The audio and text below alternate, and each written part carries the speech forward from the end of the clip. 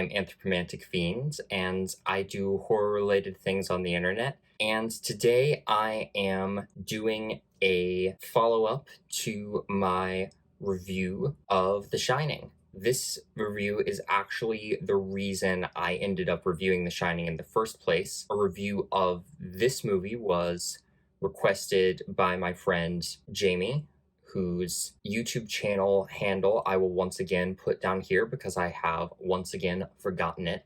But really awesome friends, really big fan of The Shining, really knows The Shining quite well, and asked me to review Dr. Sleep. So that is what I'm doing today. I've been wanting to watch this movie for a long time, so I'm very happy to finally be doing it. And Dr. Sleep is a movie that came out in 2019. It was directed by Mike Flanagan, who is fast becoming one of my favorite modern horror directors. He directed such movies as Hush, Gerald's Game, and Oculus, and created the Netflix shows The Haunting of Hill House, The Haunting of Bly Manor, and Midnight Mass, which are now three of my favorite shows ever. And this movie stars Ewan McGregor, who a lot of people are going to most likely know as Obi-Wan in the Star Wars prequels and the recent Obi-Wan Kenobi show. He was also in the recent DC Birds of Prey movie and Big Fish. Rebecca Ferguson, who has been in a bunch of the Mission Impossible movies, as well as being in Dune and the horror movie Drowning Ghost. Jacob Tremblay, who is in Mike Flanagan's movie Before I Wake, the Disney animated movie Luca, and the Predator franchise movie The Predator in 2018. And Kylie Curran, I hope I am not butchering that, who only has 3 other credits to her name, being the Disney Channel show Secrets of Sulphur Springs, the drama I Can, I Will, I Did, and Lego Star Wars Summer Vacation. So pretty diverse output so far. And this movie follows Danny Torrance after the events of The Shining, and he is grown up now. He went through a really rough patch where he was falling into alcoholism just like his dad did, being horribly neglectful of his loved ones and the people around him he should have cared about, much like his dad, but is gradually trying to make something of himself. He finds a room to rent and he starts going to Alcoholics Anonymous rehabilitation meeting type stuff. And he also gets a job at the nearby hospital, and he becomes Dr. Sleep because he can use his shine to help the patients who are about to die by sort of reaching into their pasts and just reaching into whatever's in their minds and taking them to a more peaceful place where obviously they're still scared of death, but they've accepted it more and they're more willing to go into this peaceful place. Meanwhile, there is this group of basically energy vampires led by the incredibly sinister Rose the Hat, who are going around finding kids who have the shine or some permutation of the shine. They all kind of have different abilities, but I think they're all supposed to be some version of the Shining. And she and her cohorts are draining them to absorb their power, or in rare exceptions, turning them so that they become energy vampires just like her little group. And also in the midst of all of this, one of the kids who has the shine, her name is Abra, her shine ends up alerting her to the fact that Rose and her gang are going around murdering kids, and she ends up delving into that mystery and also using her shine to contact the head of grown-up Dan Torrance. And all of those stories eventually come to a head. Dan Torrance has to confront his past, and both Abra and Dan have to stop the menace that is Rose the Hat and her gang of energy vampires. The score for this film was done by the Newton brothers, who have scored all of the Flanagan Netflix trilogy, which is Haunting of Hill House, Haunting of Bly Manor, Midnight Mass. There's other Flanagan stuff that's also on Netflix, but those are like his three big shows on there. And the Newton brothers have scored the vast majority of Flanagan's work, to be honest. They also scored a lot of other horror movies, such as The Bye Bye Man, and even did some music department work on the Avengers movies Infinity War and Endgame. And there is a little bit of nostalgia in their music for this because they do bring back that amazing theme from the original Shining, and they do open with a brief version of that iconic opening theme at the very beginning of the movie. And then they do not bring it back for a while, and there isn't really as much like distinctive, I guess, leitmotif or motif stuff going on in their score the way there is in a lot of horror scores and the way there is in the score for The Shining, but it is very atmospheric and foreboding and suits the film very well. And one of those foreboding elements that I think works really well and really helps highlight specifically like the way Rose the Hat and the energy vampires are sort of seeking out the life force of people, as well as the way like Jack is helping people accept their deaths. And this is all very much about people's life energy and where it's going. So the score has this heartbeat sound that'll just be pulsing under everything, and sometimes is the only thing happening in the score, but it's very frequently just pulsing under everything. And not only does that amp up the tension because you also want your own heart to be pounding, but it really does emphasize that this is a story about the life energies of different people and where they are going. And then when they do bring back this orchestral rendition of the Shining theme at the end of the movie, when they go back to the Overlook, it actually does give me chills. And now that I've flat out said that they're going back to the Overlook, I should just say, much like most of my recent reviews, there's no spoiler section for this. This is a spoiler-filled review. So if you do not want Dr. Sleep spoiled for you, and I'm going to say right now, you probably don't, I would highly recommend going and watching the movie for yourself and then coming back and watching my review, because I already knew some stuff about this movie, but going into it not knowing exactly what was going to happen made for a fantastic experience. But yes, when the Shining theme comes back, when they go back to the Overlook, that gives me chills. I absolutely love it. And then at the very, very end of the movie, both during Abra looking around the Overlook and sort of seeing things from the original Shining movie, and during that very last shot of the film and during the end credits, they bring back that excellent 20s song that is the one that plays over the very last scene of the original Shining, where you're looking at that photo of Jack at that 4th of July party in the 1920s. They bring that specific song back. I do not remember what it's called. I will probably put the name of that song somewhere down here, but it is a very 20s song. It's the song they used in the original Shining, and just hearing it again used in such precisely perfect places was just super satisfying.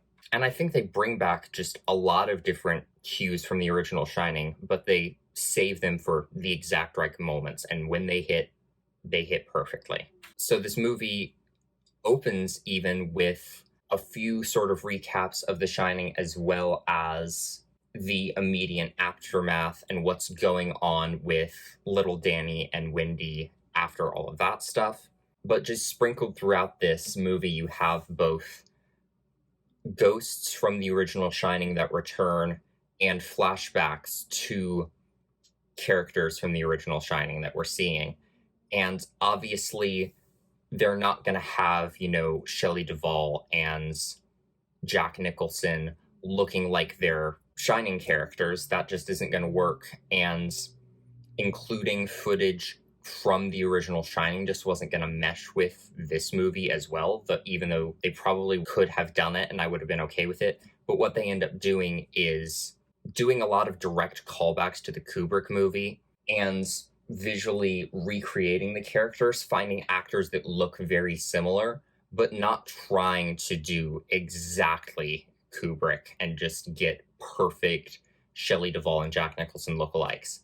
But the people who they have playing Danny Torrance and Wendy and Jack and all of the ghosts do a fantastic job at what they're doing, because they're able to both bring something new to the character but still remain very faithful to the original Shining movie, because people know they're not going to be able to bring those actors back at this point, but it still feels very much like a seamless transition from this movie to the next, because all the visual cues from the original movie are still there. I absolutely love the way they characterize Danny Torrance in this, because firstly, we establish little Danny Torrance going from absolutely terrified the way he is for the vast majority of the original book. Well, the original book and the movie, especially the movie, because in the book, he does really confront the specter that has taken possession of his dad head on in this amazing way. In the movie, he spends most of his time running,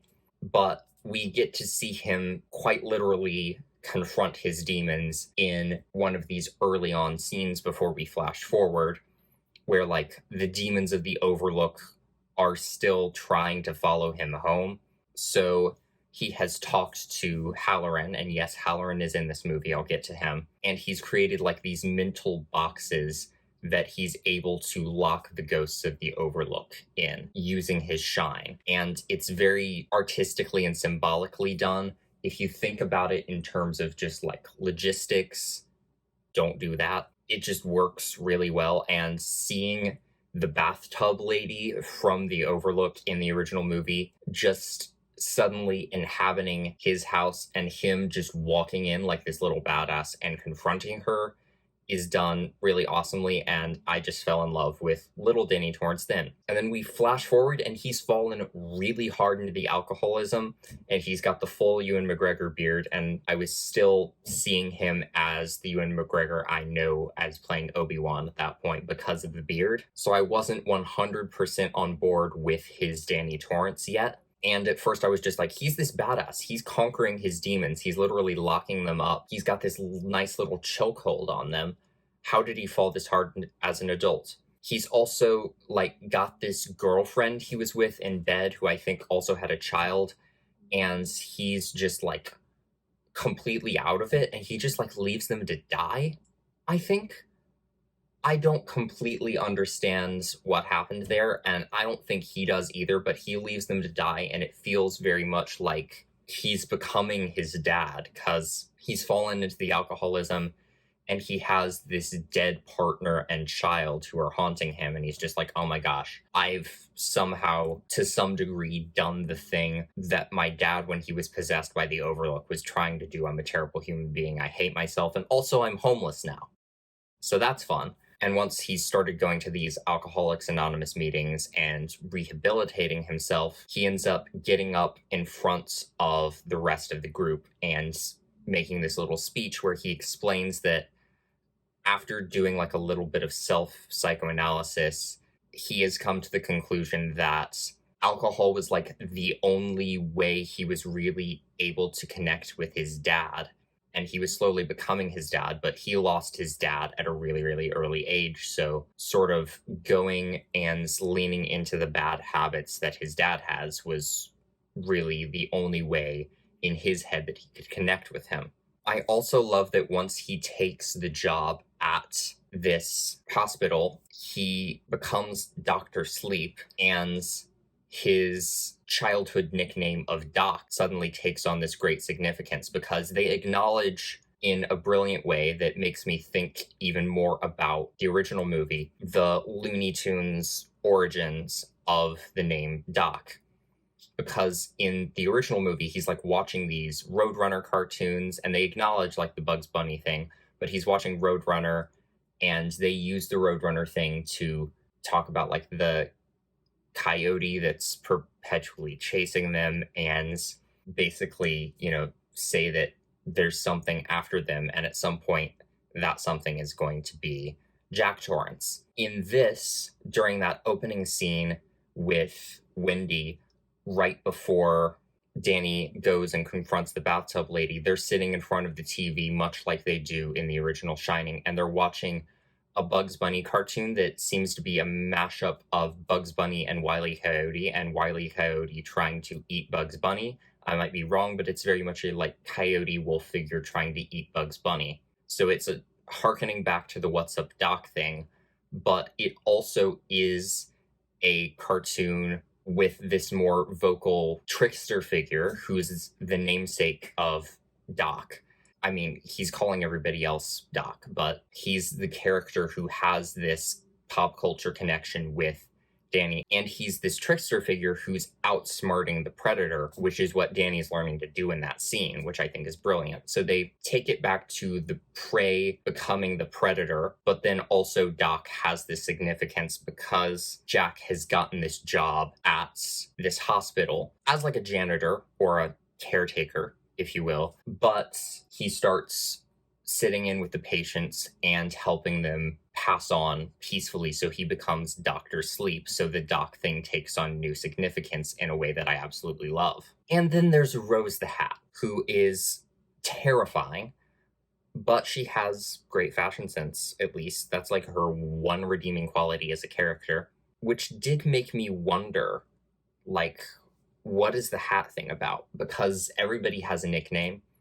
She's just happens to have this hat. I mean, if you just like wearing a top hat, believe me, I understand. But I always got this sense that the hat was somehow more intrinsically tied to her character, like it was to some degree a source of her extra power, but that's probably not true.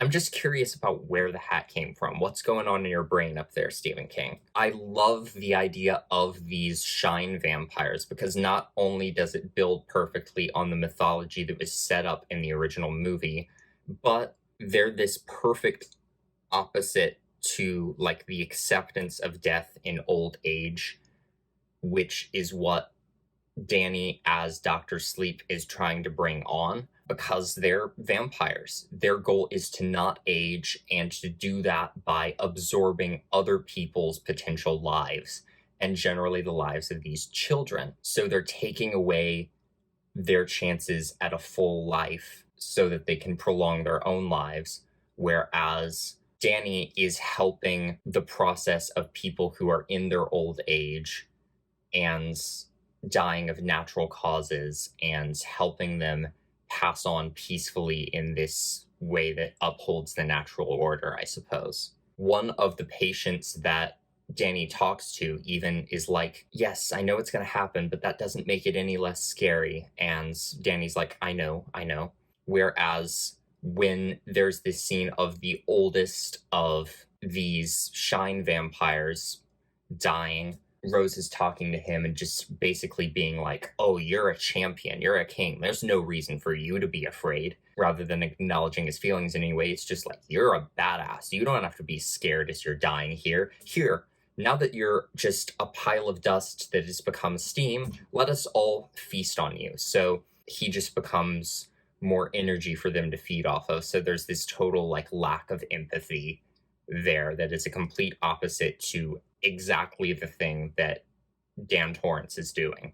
And I think that's just a perfect sort of dichotomy. Although for a movie called Dr. Sleep, they don't go that much into the fact that that's what Dan Torrance's job is. Maybe they do more in the book, but that really isn't the focus in this movie, which feels kind of strange to me. I don't know.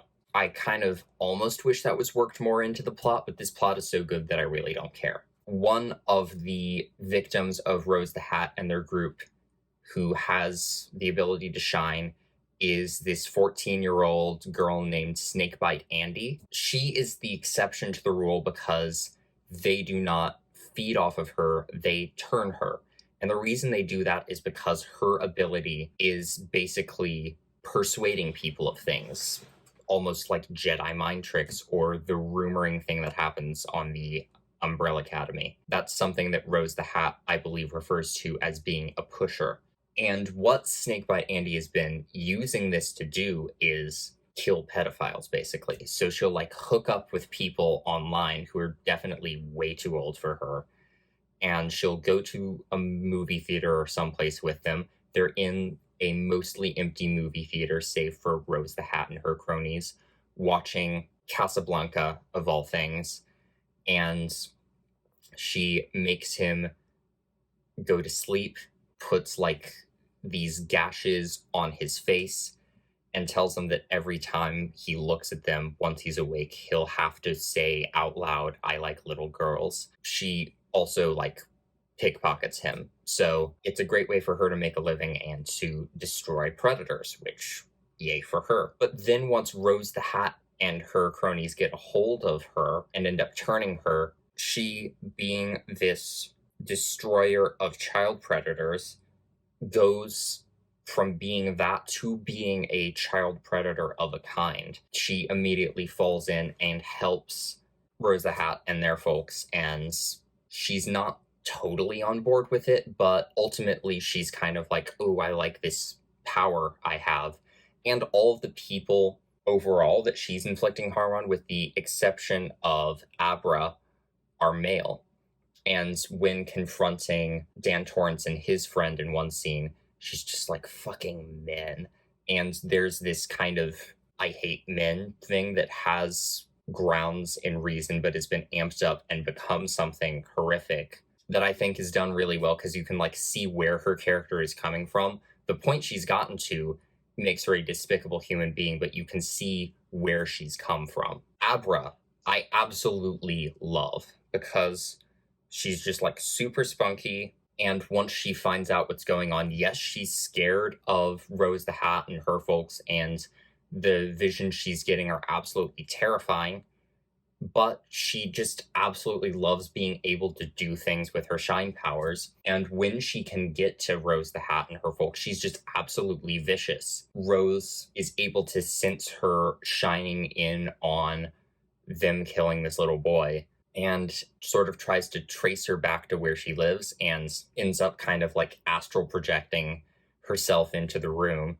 But Abra is not trapped in there with Rose the Hat. Rose the Hat is trapped in there with Abra, because Abra is able to use her shine to brutally break Rose the Hat's hands. And there are just all these great moments of the energy vampires feeling like they have Abra cornered, and then Abra just absolutely fucking their shit up. And there's some actual like genuine horror and distraughtness to especially Rose the Hat's expression in those scenes, where you can like almost feel bad for her. It's always just this great role reversal of like, yes, the like super powered little girl thing is definitely a trope now, especially because of Stephen King. But Abra does it in this way where she's this just fundamentally good character, but she's just absolutely vicious to the villains in a way that could be villainous if she were ever on Rose the Hat's side, and it's done really well. I just love her character. She also like oversteps her boundaries in some places, especially when she's talking to Danny, and it's like almost funny. She's just sort of shining herself into the back of his car while he's like driving over to the place where they're going to dig up the body of this dead kid to confirm that all of this is really happening. And for some reason she's just like, oh, this is easy for me. If you really want to see something cool, watch this. And she like is able to get into his mind a little bit and sort of push some things, and the car like skids to a stop,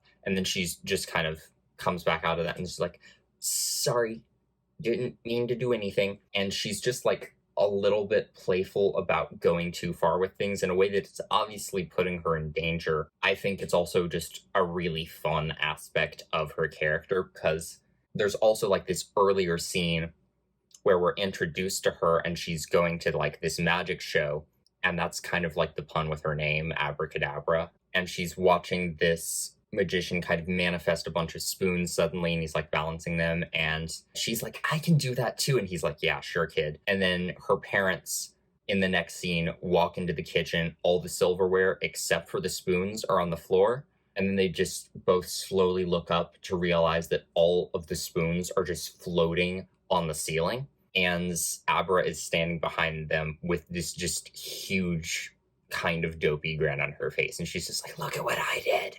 And it's really cute. but also terrifying because she's just having fun, but doing it with just this massive, unprecedented amount of power. Also, like the way she has to come out to her parents as having the shine, like they've kind of known for a long time because of the spoon incident, but she has to become more open with them about what's going on over the course of the movie. And the way that they're freaked out by that and the way everyone else is freaked out by that really presents it as much like what I talked about in my review of The Faculty, this really great metaphor for both just otherness in general, but very much like neurodivergence. Like, your brain doesn't work the same way as other people's. You see things a different way. Your mind operates a different way, and other people can't accept that. So you try to hide it and you try to pass as normal.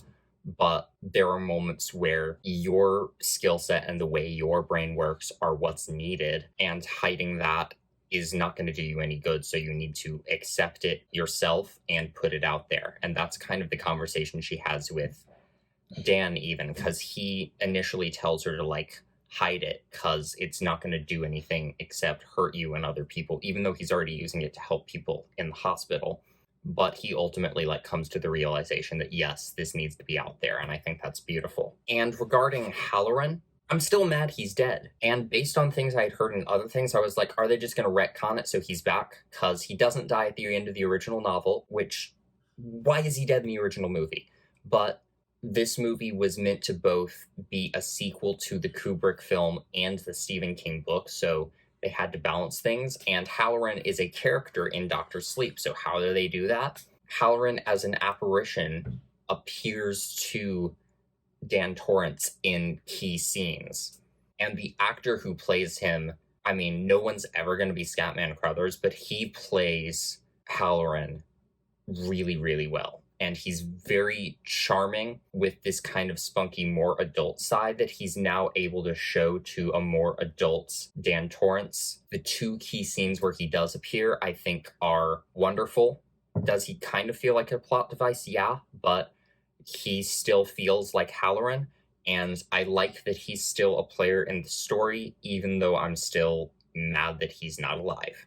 And going back to Rose the Hat, like, she has no redeeming qualities, but during that ending confrontation between her and Abra, she talks about being a lot like Abra when she was Abra's age. And you very much get this sense that she was like the shine kid or the neurodivergent kid, or just the weird kid who was ostracized and felt alone, who wanted to belong to something bigger, who kind of fell for the cult manipulation tactics. This other guy who dies before is like the oldest of the energy vampires, so I can only assume that he started it, and Rose was not the first of them, even though she's kind of the ringleader. But like Jack Torrance in the original Shining, you get the sense that she is this damaged person who found the wrong place to belong. Because for Jack Torrance, it was the Overlook Hotel.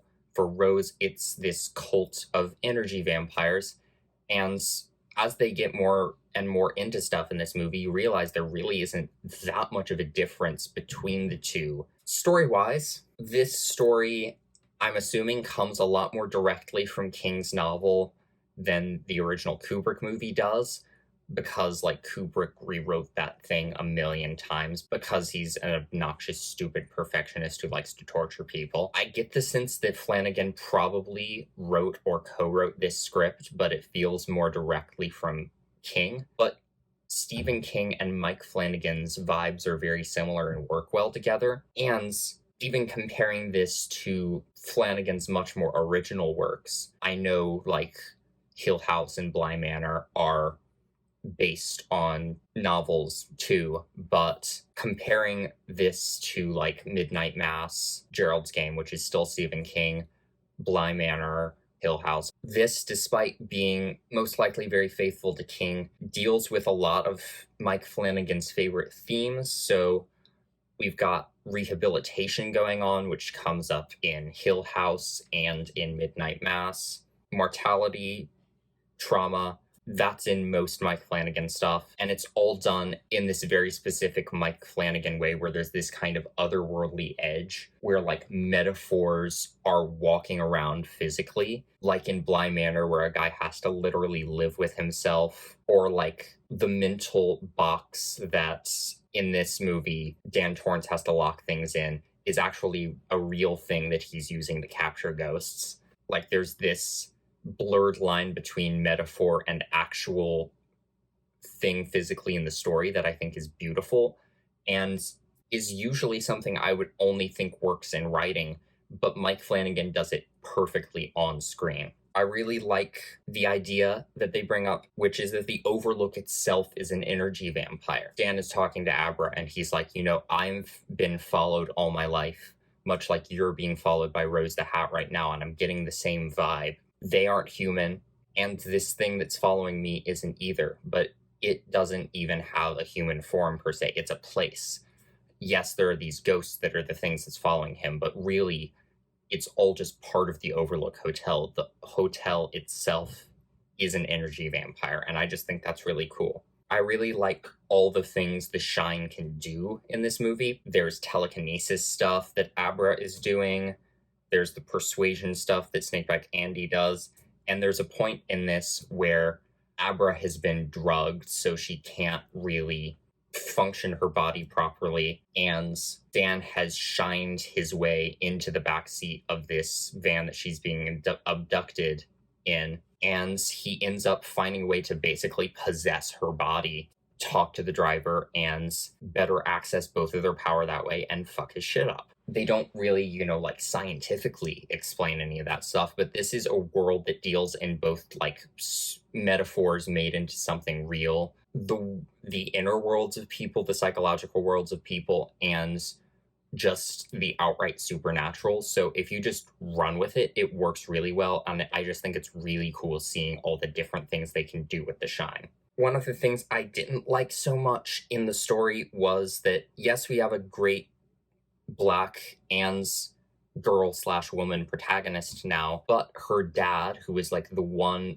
other main Black male character in this thing, gets fucking brutally murdered. And between Halloran in the original and him in this, it was just like, did we need to kill another Black man in the Shining franchise? Like, he's barely in this, and like having him in the story would have complicated things a lot more. And the way Abra has to sort of deal with that loss, and that gives her a little bit more vulnerability, is really well done. But the fact that this has happened twice now just does not sit right with me. And then the last act of this movie where they go back to the Overlook, just the inner horror film nerd in me was so happy. Danny has all of these ghosts locked up in these boxes in his head. He's been avoiding the Overlook forever.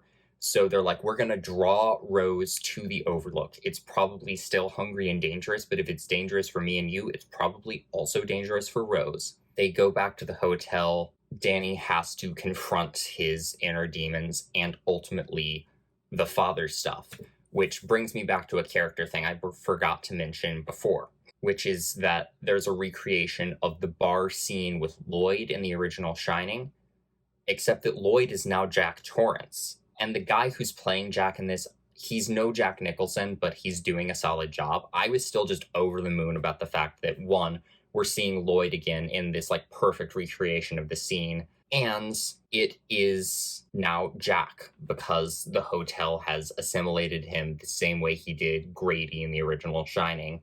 There's maybe an inkling of a memory of being Jack Torrance, but now he's just Lloyd, and the hotel has assimilated him, and I just think that's really cool. But yeah, I just think the way the horrors of the Overlook in the original Shining are used against Rose and like come full circle is brilliant, because they do ultimately all get unlocked from the box in Jack's head and devour her. But even before that, like, the blood elevator happens again. The running around the hedge maze happens again.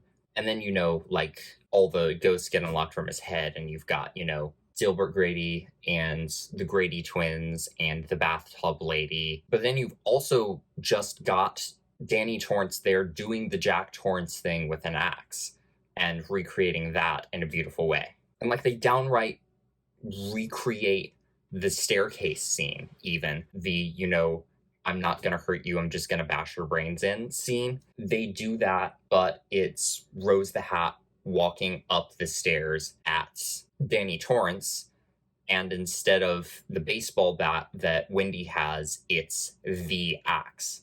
And then the roles get reversed, and Danny Torrance ends up falling down the stairs like Jack does, and it's so well done.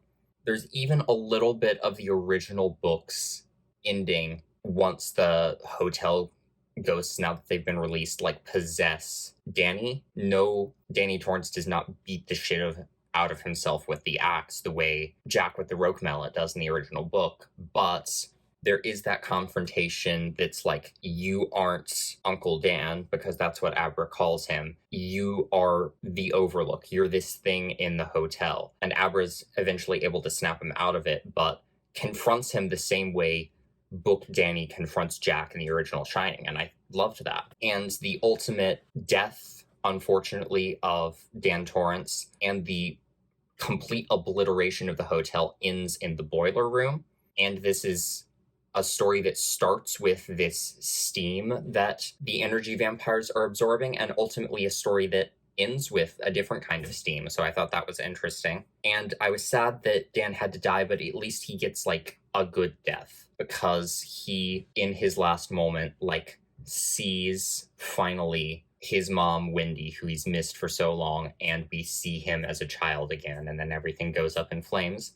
And then during the end scene, he's back in Abra's bedroom talking to her, much like Halloran talked to Dan. It goes on with that idea about death that this movie has, where we go on. There is no end. Yes, we're not alive anymore, but our spirits are just kind of always there. And that goes for the evil spirits that live in the Overlook, but also the good spirits. Halloran and Dan Torrance and everybody else is just out there.